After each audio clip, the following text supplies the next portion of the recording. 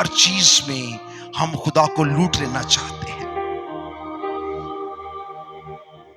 खुदगर्जी के सबब से आप अपनी बरकत को खो देंगे। अगर आपके वसीला से आपका घराना, आपका इलाका, आपके रिश्तेदार, आपके दोस्त, दुश्मन निजात नहीं पाते तो तलवार आप पर आ जाएगी, क्योंकि आप इस बड़ी निजात से वाकिफ हैं। उस डाकू ने क्या कहा? जब तू अपनी बादशाही में जाए तो मुझे क्या करना? तो यीशु ने कहा कि पहले बपतिस्मा ले, तौबा कर,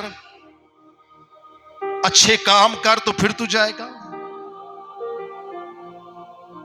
उसने कहा तू आज ही मेरे साथ फरदौस में होगा। क्या आप नहीं चाहते कि लोग फरदौस में जाएं? फिर आप अकेले आते हैं, आपके वसीला से कोई नहीं आता।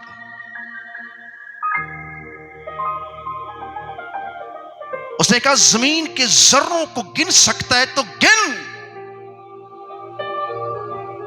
क्या जमीन के जर्रे को गिन सकता है? इसका मतलब खुदा कसरत का खुदा है। आपने उसे कसरत से ना दिया है और ना उसे ले सकते हैं। जिस पैमाना से तुम नापोगे उससे तुम्हारे लिए नापा जाएगा।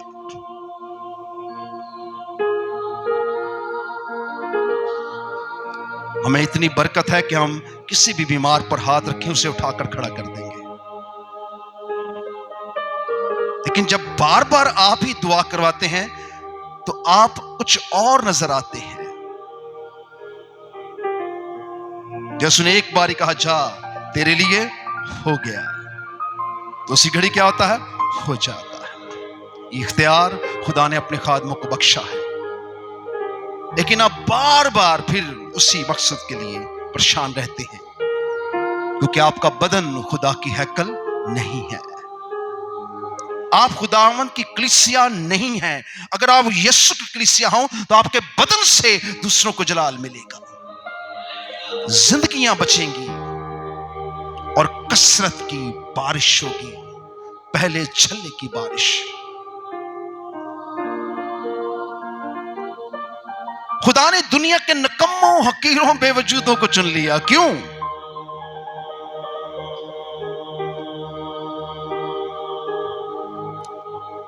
पतरस ने जब जाल फेंका तो उसने कसरत की मछली पकड़ी। उसकी अकल दंग रह गई कि मैं बड़ा मछेरा हूं, मैं सारी रात जाल डाल के बैठा रहा, मेरे हाथ कुछ नहीं लगा। इस शख्स के कहने पे मैंने जाल डाला तो मेरी मछलियों से मेरा जाल क्या हुआ? भर गया है। क्या वो मछलियां इकट्ठी करने लगा? मछलियों को इकट्ठा करने लगा? क्या करने लगा? उसने कहा ये कुछ और है। उसने सब कुछ छोड़ा और यीशु के पीछे हो लिया।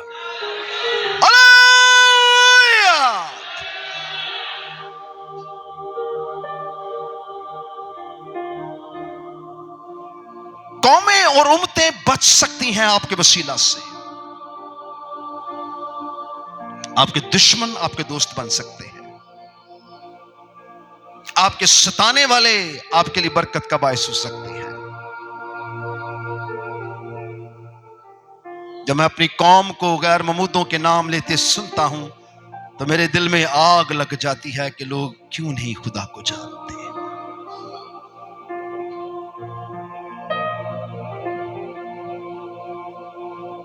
खुदा आपसे इतनी मोहब्बत रखता है, उसने कहा अब से मेरा नाम इब्राहिम, इसहाक और याकूब का खुदा होगा। मैं अब तक इसराइल का कदूस रहूंगा और यही मेरा नाम पीढ़ी दर पीढ़ी सुनाया जाएगा और मैं इसी नाम से जाना जाऊंगा। वो अपना नाम आपसे जोड़ देना चाहता है। ये बीमारियां, ये हालात, तंगदस्तियां आपको यहां किसी मकसद के लिए लेके आई हैं, सिर्फ शिफा के लिए नहीं। ये मुसीबतें, ये उलझने, ये बेबसियां, ये तंगदस्तियां आपको बरकत दे सकती हैं।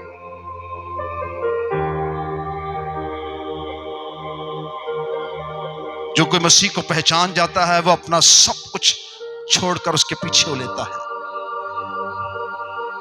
और जो कुछ उसका जमीन पर होता है वो खुदा के पीछे हो लेता है।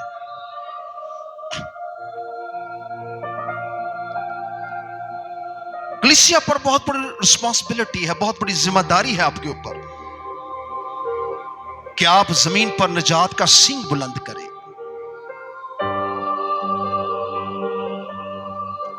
और अगर आप ये नहीं कर रहे तो सॉरी, आप यीशु की दुल्हन नहीं हैं। और अगर आप ये काम कर रहे हैं और हो रहा है, मत सोचें कि मेरी वजह से कुछ नहीं हो रहा है।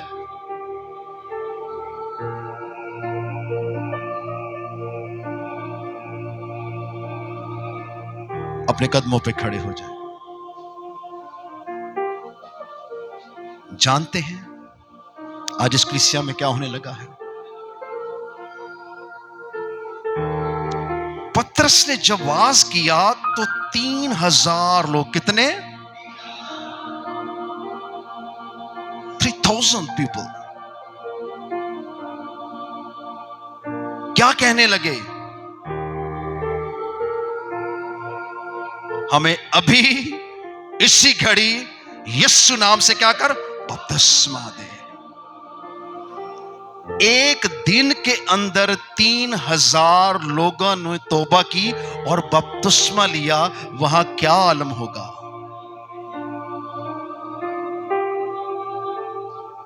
आपकी उम्र इतनी होगी, आज तक 3 बंदे नहीं आपके साथ आए। आपने 3 शख्सों को नहीं बचा सके।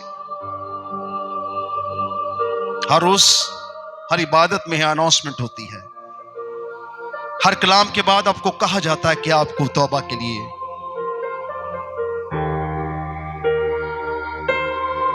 हिकमत अपना काम कर चुकी है। सो जिसके कान वो सुने कि रूह कलीसियाओं से क्या फरमाता है।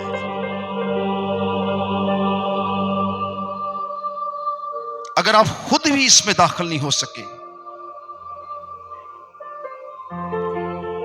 तो आप दूसरों को दाखिल क्या करेंगे? अगर आप ही के दरख्त पर फल नहीं लगा तो आप दूसरों को क्या बताएंगे? यहां मुआवजे आप पर क्यों किए जाते हैं? ये शिफाएं आपको क्यों दी जाती हैं? ताकि आप अपने इलाके में, अपने घराने में क्या बने? गवाही बने, दूसरों को बताएं कि खुदाओं ने मेरे लिए बड़े बड़े काम किए।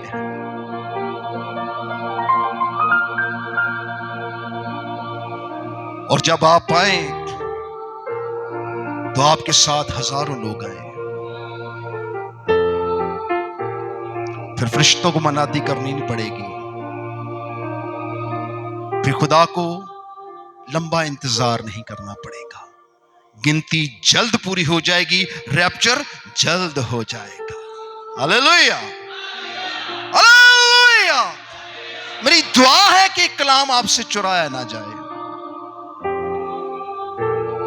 ये कलाम आपकी जिंदगी का नस्बुलैन बन जाए। आपको उठते बैठते इसका दर्द हो, आपको दर्दे जार लग जाए कि मैंने आज किसी को नहीं कहा कि तू बच सकता है। Hallelujah, hallelujah. लोग ढूंढ रहे हैं, जिंदा खुदा को ढूंढ रहे हैं, उनको मुर्दे मिलते हैं। अंधा अंधे को राह दिखाएगा, दोनों कहां गिरेंगे? गड्ढे में गिर जाएंगे। आप लोगों को गड्ढे में गिरा रहे हैं। खिदमत एक बहुत बड़ा जज्बा है। लोग इसे जज्बात से नहीं करते, खुशी खुरमनी से नहीं करते हैं।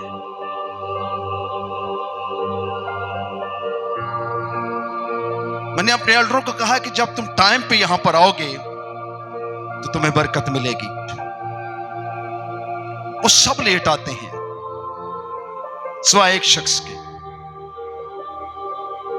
और मैं देखता हूं कि वो बहुत नालायक हैं और वो अपनी बरकत को खो देते हैं।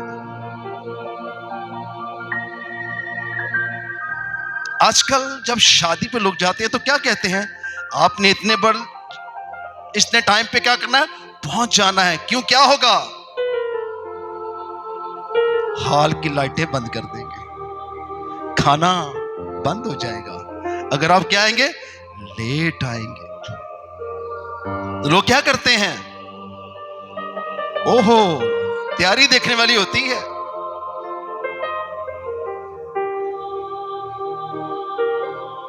आप खुदा के हुक्म को रद्द कर देते हैं और इंसान की बातों को अव्वल दर्जा दे देते हैं। और जब आप लेट जाते हैं तो वो क्या कहते हैं, खाना बंद हो गया है। आप लेट आए हैं, हॉल की लाइटें बंद हो जाती हैं।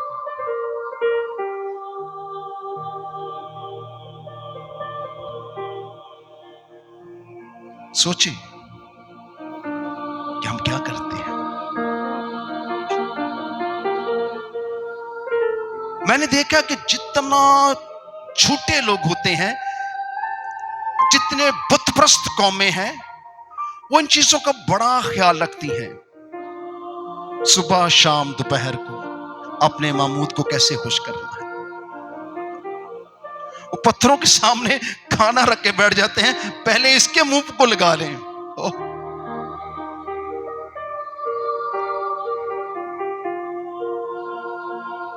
और वो खा जाता है, वो उन पर लानत कर देता है, क्योंकि ये बुत प्रस्ती लानत है। वो उनको नापाक कर देता है।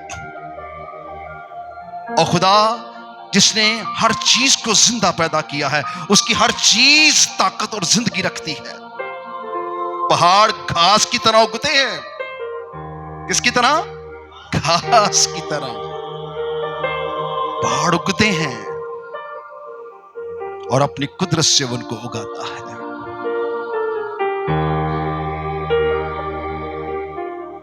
काश हम खुदा की बादशाही का हिस्सा होते।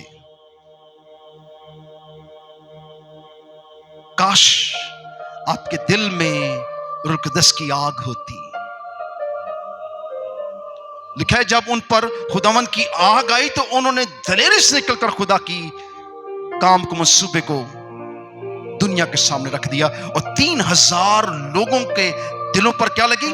चोट लगी। और कुदरत देखें, जब आप समझना चाहते हैं, जब आप समझाना चाहते हैं, उनमें से किसी को कलाम की कोई तमीज नहीं थी। ना वो जानते थे यीशु को, ना वो खुदा के कलाम को जानते थे। तब भी उनके दिलों पर क्या लगी? चोट लगी।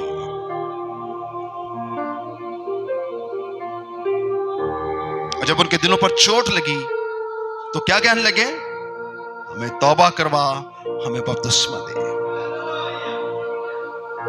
जानते हैं वो सब मुख्तलिफ ज़बानें बोलते थे। मुख्तलिफ ज़बानों से, मुख्तलिफ जगहों से लोग आए हुए थे। मगर जब पतरस ने वास किया, खुदा के कलाम को बयान किया, सबने उस कलाम को अपनी ज़ुबान में सुना और समझा। यहां आपको इंग्लिश में कलाम तो नहीं सुनाया जाता, या बड़े बड़े मोटे मोटे लफ्ज बोल के तो नहीं सुनाया जाता। यहां बहुत सादा तरीके से आपको आपकी जुबान में कलाम सुनाया जाता है। फिर क्या कहना चाहिए? जिस दिन आप पर खुदा का रूह ठहरेगा, जो कुछ मेरे मुंह में होता है वो आपके दिल में लगेगा। क्या कहना चाहिए?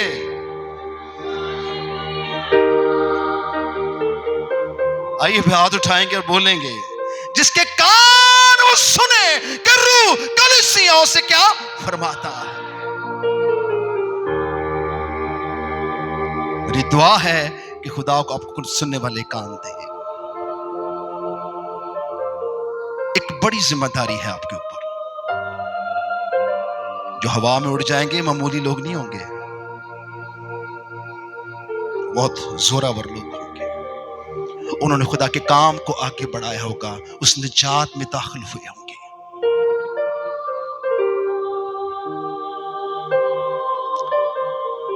इस दुनिया को इब्लीस ने ऐसा वर्गला दिया है, ऐसा तबाह कर दिया है कि खुदा को उसे तबाह करना पड़ेगा।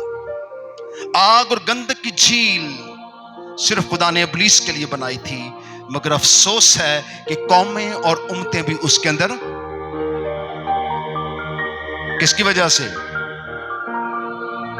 किसकी वजह से,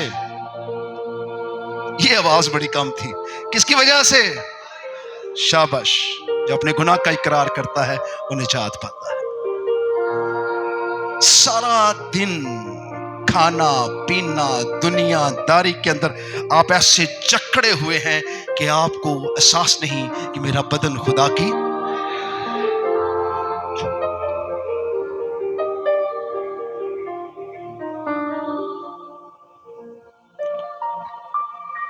ये बहुत दुख अमेज बात है, ये अफसोसनाक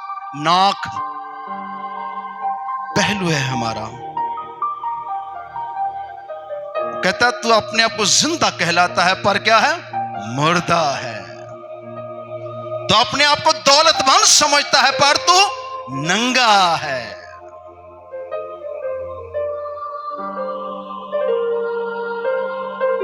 अगर आसमान की दौलत से आप लबरेज होना चाहते हैं तो आपको जमीन पर आसमान के काम करने पड़ेंगे।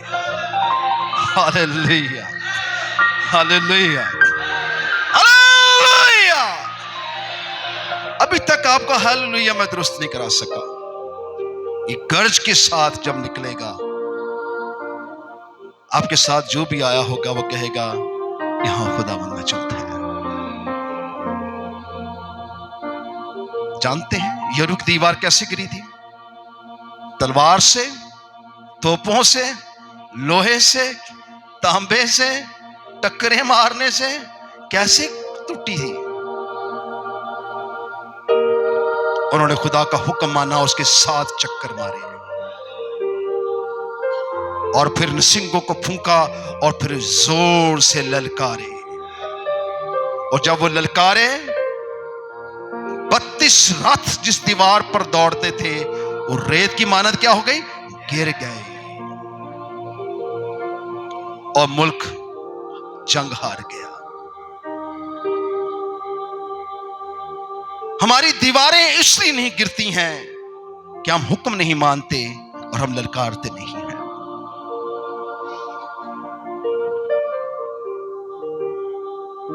आपकी निजात, आपकी बरकत खुदावंद ने आपके हाथ में दी है। इस आयत में बहुत कुछ है, मुझे आपसे बहुत कुछ कहना है। मैं कोशिश करूंगा कि इसको इस पूरे बाब के साथ जो बाकी अबवाब हैं आपको याद दिलाता रहूं जब तक मसीह आप में सूरत नहीं पकड़ लेता। और जब आप अपने साथ बथेरों को नहीं ले आते कि आओ खुदा की आवाज को सुनो, आओ खुदा की बादशाह में क्या हो, दाखिल हो जाओ।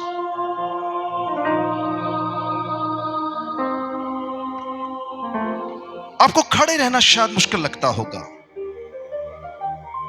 लेकिन अगर आपकी वजह से कौमें आग और गंधक की झील में चली गई तो उसके साथ आप भी चले जाएंगे। और अगर आप खुदा के मंसूबे का हिस्सा बनेंगे, आप अनपढ़ हैं, आपको कलाम आता है नहीं आता है, लेकिन इस मनादी को जो सुनी है अगर आप उस पर अमल करेंगे तो खुदा का रूह कहता है वो 100 गुना फल पाएगा। कितना पाएगा? 100 गुना। आपके गिर्द इतनी फसल है, दाने सड़ गए हैं, आपके सामने वो मर गए हैं, पर आपने उन्हें निजात का सींग बुलंद नहीं किया है, आपने उन्हें नहीं छुड़ाया, आपने उससे नहीं बचाया है। खुदा की शरीयत तो बहुत दूर है। जब शिगिर्दों ने वहां पांव झाड़े तो उस इलाके में खुदा का रूह उठ गया और अदालत के दिन संदूर और मूरा का हाल उनसे बेहतर होगा, पर उस इलाके का हाल बहुत भयानक होगा।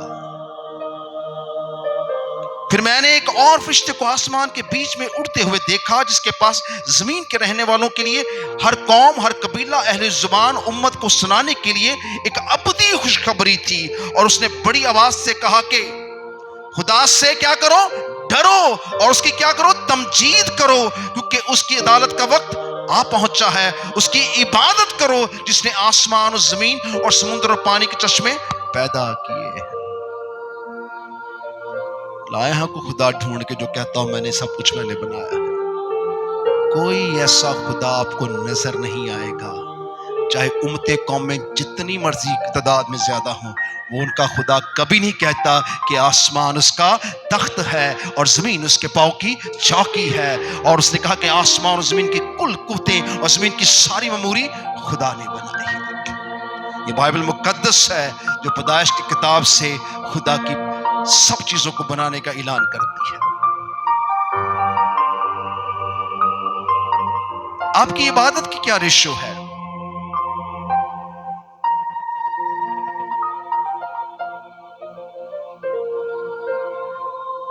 आप में से कभी कोई वक्त पर नहीं आया, आप वक्त की दैयकी खुदा को नहीं देते, आप अपने माल की दैयकी खुदा को क्या देंगे?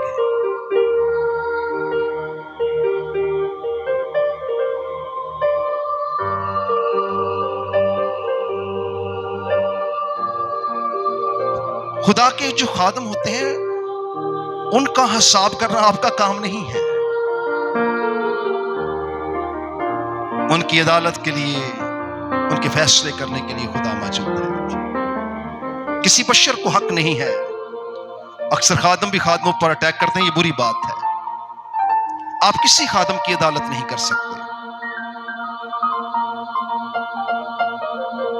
क्योंकि खुदा के खादमों की अदालत करने के लिए उनका खुदा है। मूसा के खिलाफ कौम ने बगावत की, बुड़बड़ाए, कहें कि मूसा में यहां बियाबान में मरवाने ले आया है, देखो उसने हमारे साथ क्या किया है। तो क्या हुआ? उस बियाबान में उड़ने वाले सांप निकल आए और उनको डसने लगे और कौम हलाक हो गई। हर रोज मातम होता, किसी का बाप मर जाता, किसी की मां मर जाती, किसी का पलोठा बेटा मर जाता, किसी का नौजादा बच्चा मर जाता। इस्राएल के अंदर मातम शुरू हो गया। क्यों? फिर सब जमा हुए और मूसा के पास आए और कहने लगे कि मूसा में क्या कर दे, माफ कर दे, हमने तेरे और तेरे खिलाफ, खुदा के खिलाफ बातें की। सब क्या करें? मूसा खुदा के पास गया, उसने कहा खुदावंद मैं क्या करूं? खुदा की हिकमत इंसान की हिकमत से कहीं ज्यादा जोरावर है। खुदा हर दौर में, हर जमाना में, शुरू से लेकर आखिर तक वो एक ही बात कहता है, लेकिन जिसके कान नहीं है वो सुनता नहीं है। तो खुदा कहर में थे, खुदा ने कहा जा, सांपों ने इनको डसा है, वो तेरे खिलाफ हुए हैं, तो पीतल का एक सांप बनाकर बलि पे चढ़ा दे, और जो उस पर देखेगा, निगाह करेगा, वो क्या करेगा, बच जाएगा। अब लोग बड़ा सवाल करते हैं, जी खुदा ने पीतल का सांप बनवा दिया, बलि पे चढ़ा दिया, सवाल करते हैं। पीतल अदालत का निशान है, सांप उनके गुनाह का निशान है, और बलि खुदा की सलीब है, जिस पर उसने गुनाह को क्या किया, फना कर दिया। इब्लीस को क्या किया, फना कर दिया। हमारे गुनाहों का क्या दिया, कफारा दिया। खुदा बोलता है हिकमत के साथ। खुदा ने उनको यीशु की बाबत बताया कि वो जल्द आने वाला है, तेरे गुनाह का कफारा होने वाला है। वो सलीब पर चढ़ेगा और तेरे सारे इब्लीस को क्या करेगा, कुचल डालेगा। अदालत तुझ पर ना चलेगी, और तू आज ही मेरे साथ कहां होगा, फिरदौस में।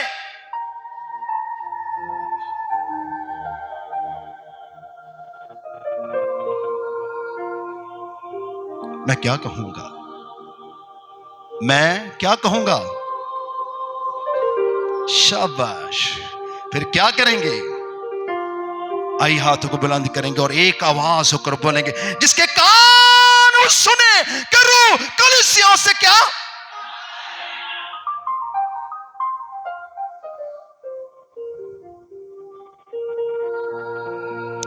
बहुत सी चीजें तब्दील होने वाली है, हमें काम करना होगा। हमें अपने इर्द गिर्द की सब चीजों पर निगाह करनी होगी। जिसने कहा तुम्हारे पास क्या है, वो कहते हैं हमारे पास कुछ नहीं है। एक लड़का है जिसके पास 2 मछलियां और 5 रोटियां हैं, वो हमारी नहीं है। यीशु ने क्या कहा? मेरे पास लाओ। उसने उनको बरकत दी और कहा क्या करो? तकसीम कर दो। क्या आप चाहते हैं कि ऐसे मौत से यहां पर हो,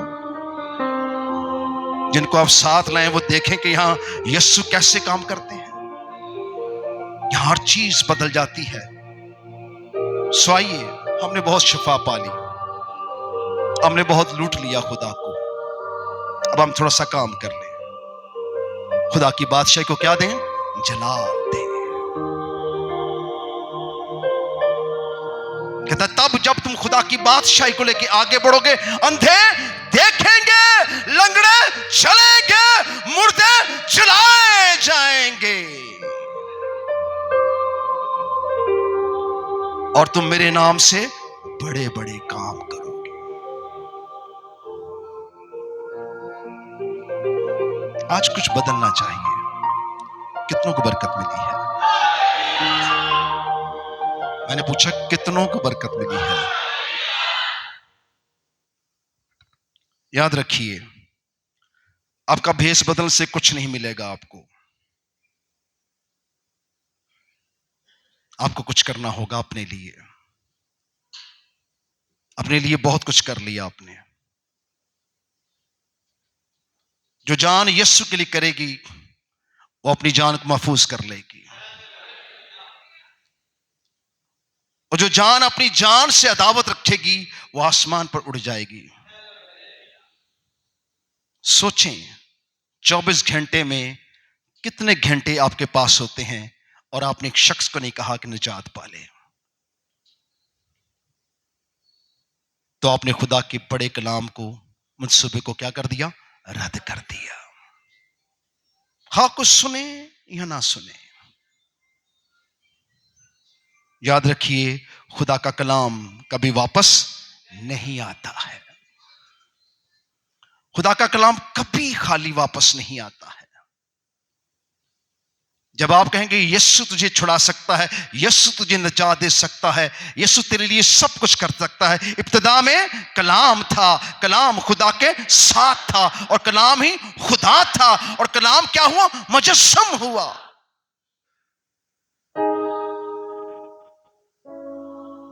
वो मुजस्सम हो चुका है। आप हर दफा उसका बदन खाते हैं, उसका खून पीते हैं, वो आप में मुजस्सम है। आपने कभी उसको आवाज नहीं दी, आपने कभी उसके नाम को जलाल नहीं दिया, आपने कभी खुदा की बादशाही के लिए काम नहीं किया। कितनों को बरकत मिली है? आइए बुलंद नारे के साथ खुदा के कलाम की तमजीद और ताज़ीम करेंगे। यीशु के खून में, यीशु नाम में। आज का कलाम न राह के किनारे गिरे, न झाड़ियों में, न पथरीली जमीन पर। आज का कलाम ज़रख़े जमीन पर गिरे, जहां से कुछ 100 गुना, 60 गुना, 30 गुना फल आता है, ताकि सारा जलाल खुदा बाप, खुदा बेटे, खुदा रूह कुद्दूस को मिले। किस नाम से? किस नाम से? मांगते और पा लेते हैं। आमीन।